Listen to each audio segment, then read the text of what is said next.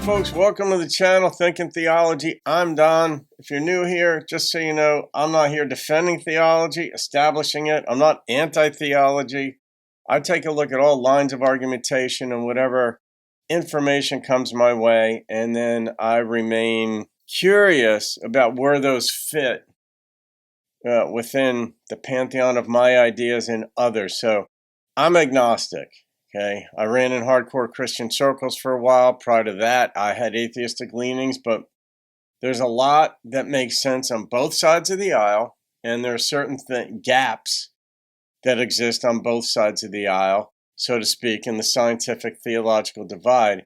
I think the gaps are far greater on the theological side, but as a matter of logic, there's nothing inherently irrational about believing that the matter in the universe had a beginning. That is not inherently illogical. Was there a being that always existed prior to that, or that created it? Have no idea. None of us was there. And it's just one of those things that's outside the scope of what we might call knowledge.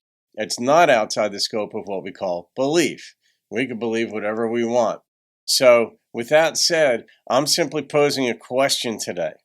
And my approach in my points is generally neutral. It's just out there for people to consider. I don't care if people accept it, believe it or not. I don't foist my ideas. I don't pretend to have knowledge. I have ideas. Where they stand, if there is a God and a judgment day, let's just hope I'm looked upon favorably. And all that said, if not, oh well, it won't matter. So this is the question, though. And I pose as predominantly, I would say, to people who are of faith, not to challenge you in the sense of you're wrong overall, but how do we account for this? And this is one way in which those who don't believe assess these sorts of beliefs and arguments. When we look at tornadoes, I'm going to use two examples, tornadoes and bald-faced hornets. And as we know, tornadoes are extraordinarily destructive. And they're destructive to people because they destroy our homes wherever we put them. Now, do they serve some other benefit where maybe they carry certain species, if you will, of grass or something and then spin them around and drop them off and maybe redistribute throughout the environment and the biological ecosphere? Do they serve some purpose like that? I mean, it's possible, but on those who believe in evolution, and I don't mean atheistic evolutionists, I mean religious evolutionists, that's the way in which God may have brought about mankind and the speciation and natural selection and all that. And let's say there are a number of Christians who go along with that, who don't believe that the earth is just 6,000 years old, because a certain reading of the Book of Genesis and others would give them that impression. If you believe in an all-powerful, all-loving God and believe in evolution, evolution is a very, very unkind process. Over 99% of all species that have ever lived have gone extinct.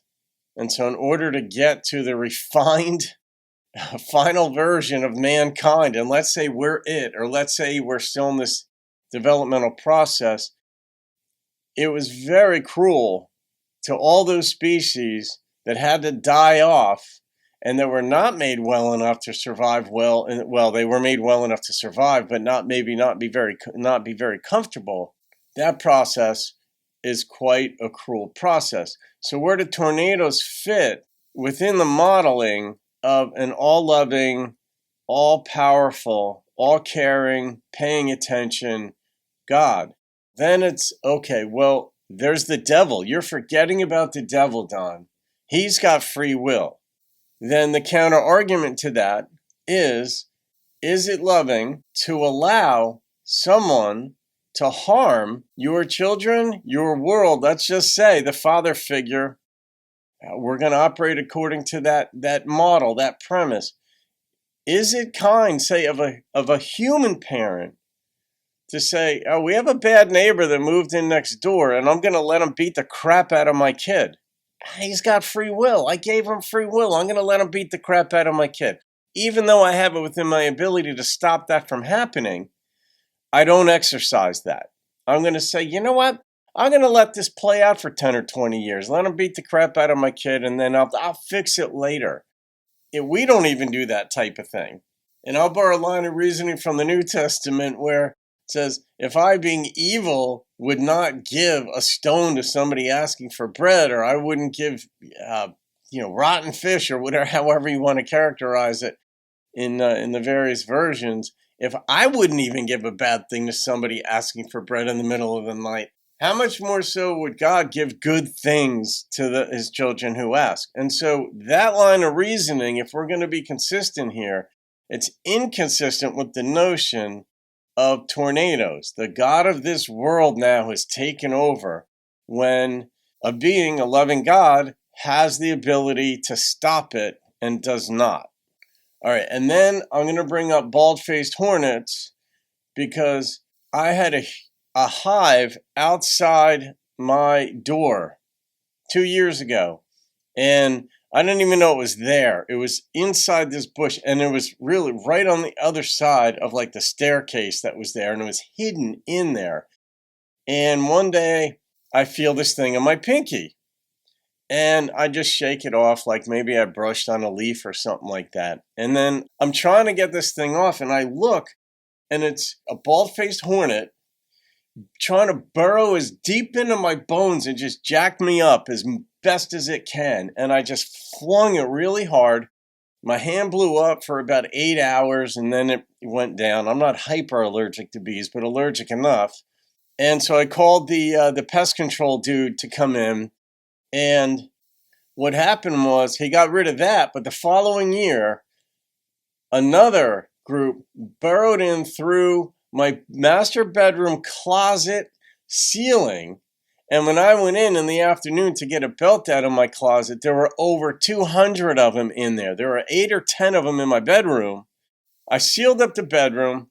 What I do is I call the pest control dude again. He comes, young guy in his 20s, and he's putting on the bee attire, and he's going to go up and put dust up there and all that.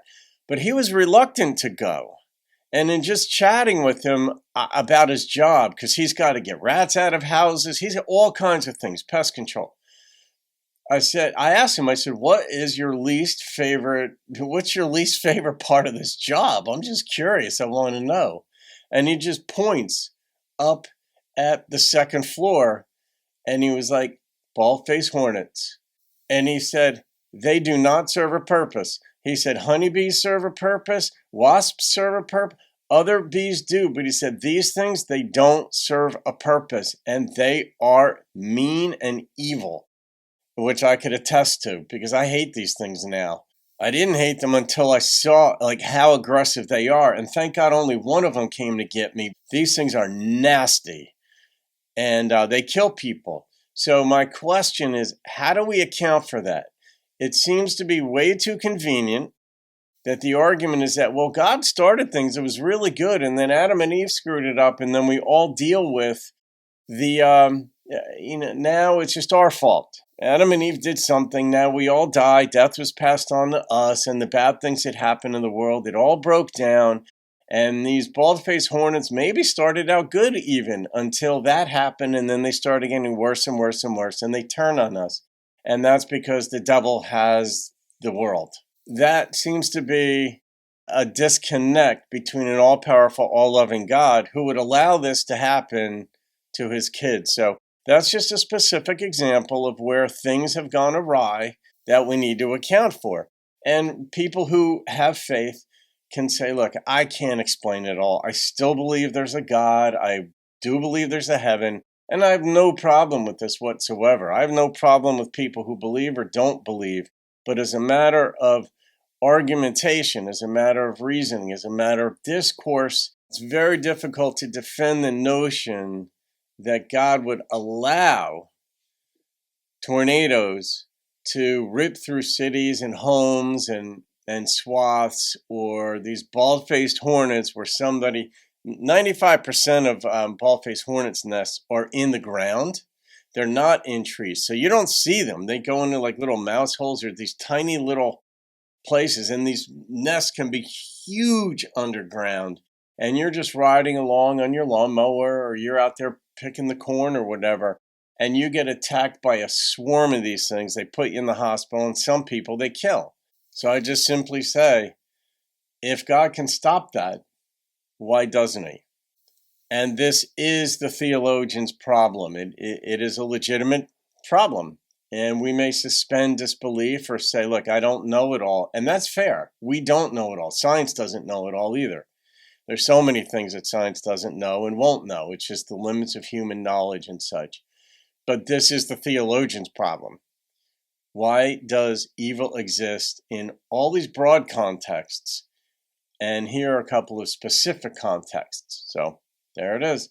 All right, guys, have at it. I read the comments, try to keep it civil. That's the purpose partly of this channel. So have a great day. See you on another video, and keep thinking theology.